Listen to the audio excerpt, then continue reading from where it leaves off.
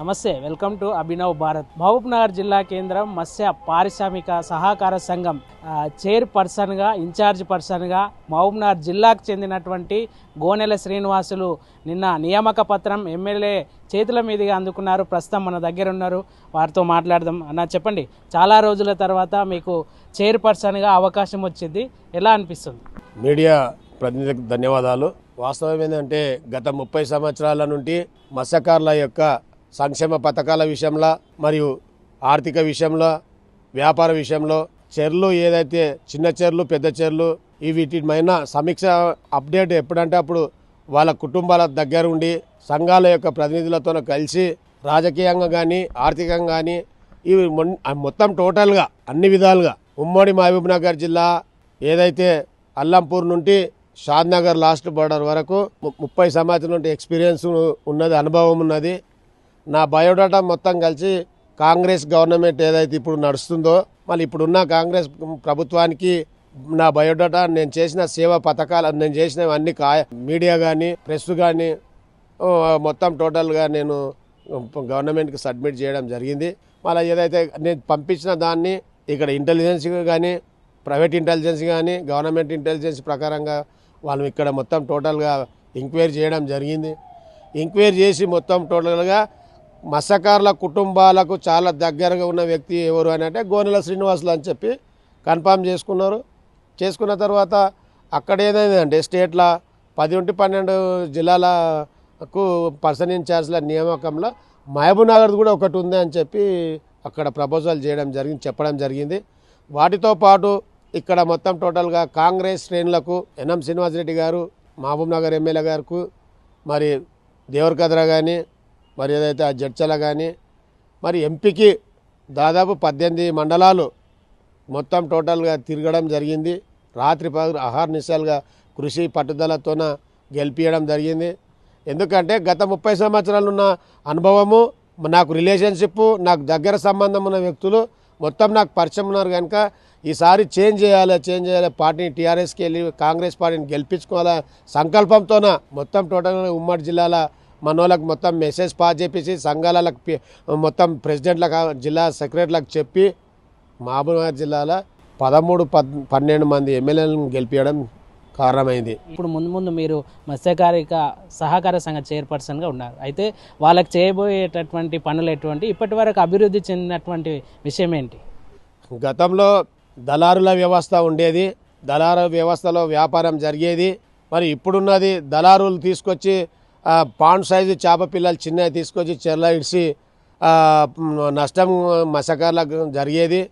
అది ఎందుకంటే అవి నాసిరకం చేప పిల్లలు, మరి ఏదైతే నాసిరకం చేప పిల్లలు ఇడిచిన వెంబడే కొన్ని చనిపోతాయి, కొన్ని మొత్తం పాత చేపలన్నీ కొట్టేసి.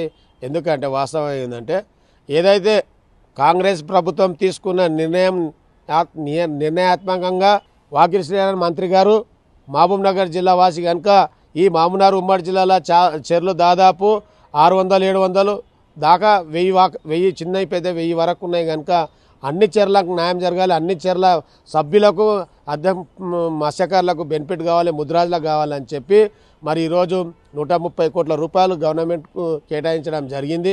మరి మన ముఖ్యమంత్రి ఆ సహాయ సహకారాలు అందించడం జరిగింది. అదేవిధంగా మహబూబ్నగర్ ఎమ్మెల్యే గారు, మిగతా ఎమ్మెల్యేలు అందరూ సహకారంతోన, మళ్ళీ ఇంకోటి ఏంటంటే మహబూబ్నగర్ ఇన్ఛార్జ్ ఉన్న మంత్రి గారు కూడా చాలా మా మత్స్యకారుల మీద ప్రేమ అభిమానంతో కూడా ఎక్కువ బడ్జెట్ పెట్టియడం కూడా ఆయన కూడా ధన్యవాదాలు. వాస్తవం ఏంటంటే ఈరోజు ఇచ్చిన చేపలు దాదాపు చెటాకు 50 గ్రామ్ నుండి 60 గ్రామ్స్ ఉన్నాయి ఒక్కొక్కటి ఈ గవర్నమెంట్లో.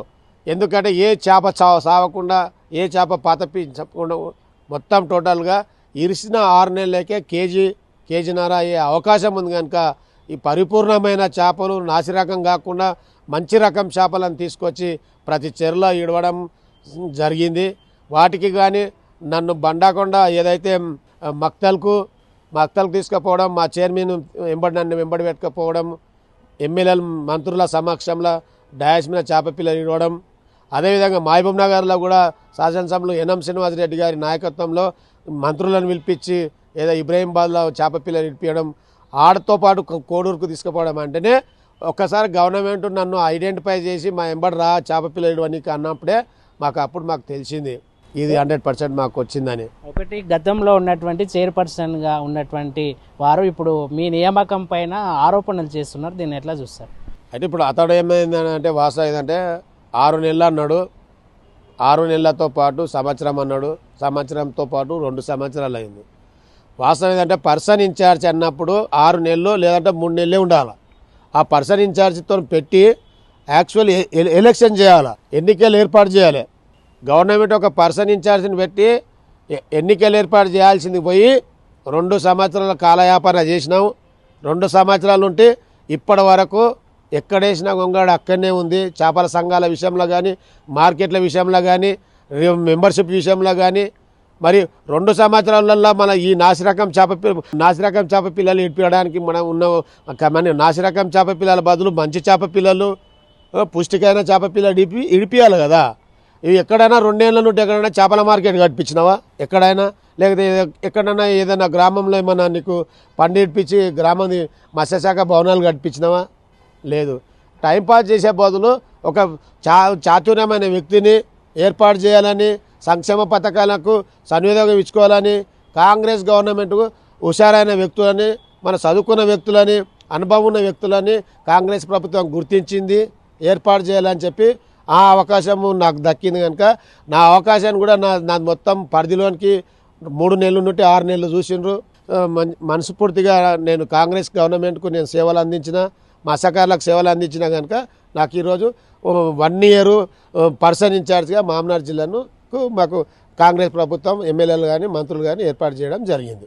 ఇది ఏదైతే ఉమ్మడి జిల్లాకు సంబంధించినటువంటి అదే శాఖకు సంబంధించినట్టు మంత్రి వాకిటి శ్రీ గారి ఉండడంతో జిల్లాలో ఉన్నటువంటి అన్ని మత్స్యకారులకు సంబంధించినటువంటి సమస్యలను నెరవేర్చడంతో పాటు ఇక్కడ ఉన్నటువంటి చెరువుల అభివృద్ధి కూడా రానున్న కొద్ది రోజుల్లోనే అభివృద్ధి చెందుతుంది. అదేవిధంగా ఏదైతే గతంలో ఉన్నటువంటి చైర్పర్సన్ ఉన్నటువంటి వ్యక్తి ఇక్కడ ఎటువంటి అభివృద్ధి చేయలేదు కాబట్టి ఆ యొక్క పనితనాన్ని గుర్తించి నెక్స్ట్ రానున్న రోజులలో ఖచ్చితంగా ఇటువంటి వ్యక్తి ఉంటే అభివృద్ధి చెందుతుందని చెప్పేసి రాజకీయంగా ఆలోచించి తమను నియమించారని చెప్పేటటువంటి పరిస్థితి అయితే కనబడుతుంది.